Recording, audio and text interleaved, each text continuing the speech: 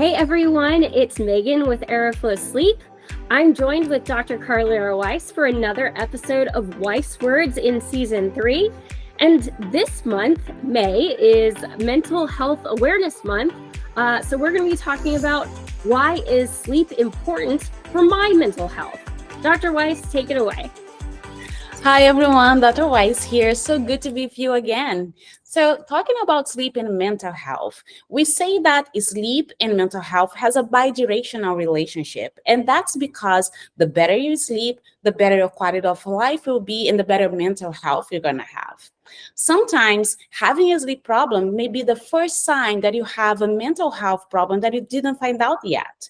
And in other circumstances too, when people have depression or anxiety or PTSD, having a sleep problem is going to tell you if the treatment that you're seeking for mental health is becoming better or worse. Wow, so those are all mental health disorders that are connected to poor sleep and sleep disorders like sleep apnea?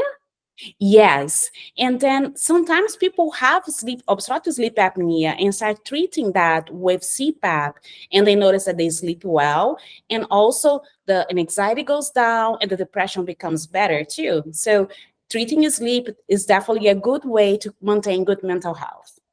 So how can you tell though if you're not getting good enough sleep or good sleep for your mental health, and how that could necessarily inform if you have a sleep disorder?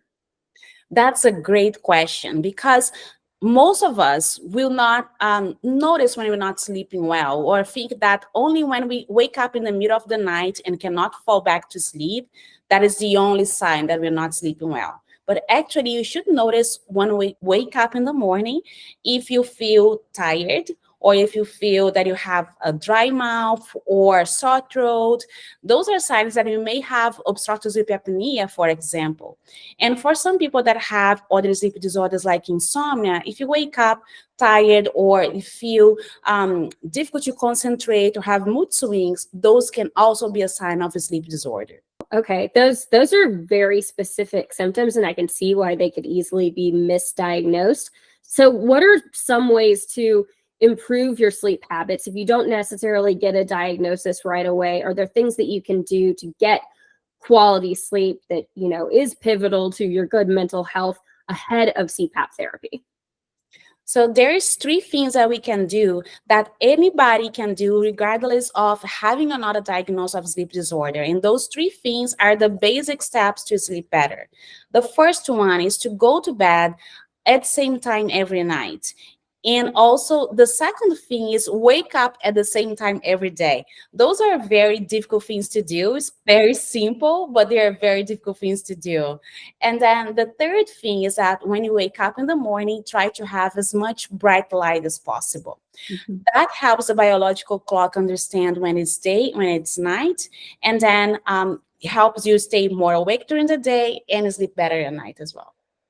Makes total sense to me. And naturally, if you are diagnosed with sleep apnea, you want to be using your CPAP regularly. That is the gold standard of treatment there. Will using a CPAP help your mental health in the long run?